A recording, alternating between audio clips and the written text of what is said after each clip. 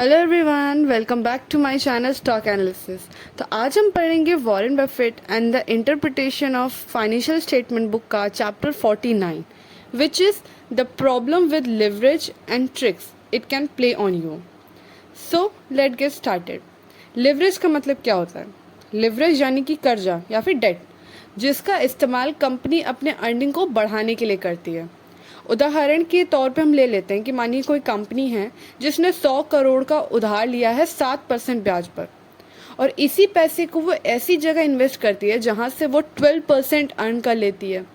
तो इसका मतलब ये होता है कि कंपनी ने उधार लिए गए पैसे पे भी 5% अर्न कर लिया, जिसकी वजह से क्या होता है कि जो कंपनी की अर्निंग और रिटर्न ऑन इक्विटी होता है वो दोनों ही बढ़ जाता है।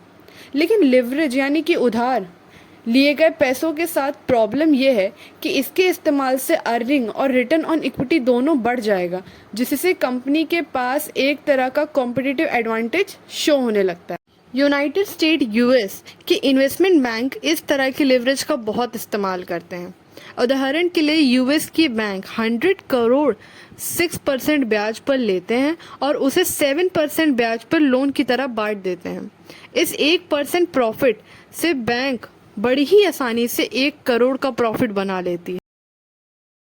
यूएस के इन्वेस्टमेंट बैंक में सबप्राइम लेंडिंग क्राइसिस इसी कारण से आया था।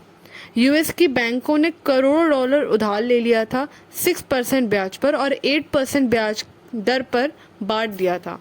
लेकिन जब यूएस की इकोनॉमी क्राइसिस आया तो इकोनॉमी नीचे गिरने लगी, तो जिन्हें लोन बांटा गया था बैंकों द्वारा उन्होंने डिफॉल्ट कर दिया और ईएमआई देना बंद कर दिया, जिससे बैंक को बहुत नुकसान हुआ।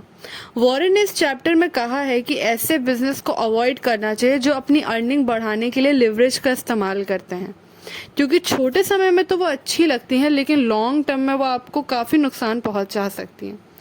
तो अगर आपको हमारा चैप्टर समझ में आया हो और आपने कुछ नया सीखा हो तो please like, share and subscribe to our channel. और तब तक के लिए थैंक्स फॉर वॉचिंग। जय हिंद, जय भारत।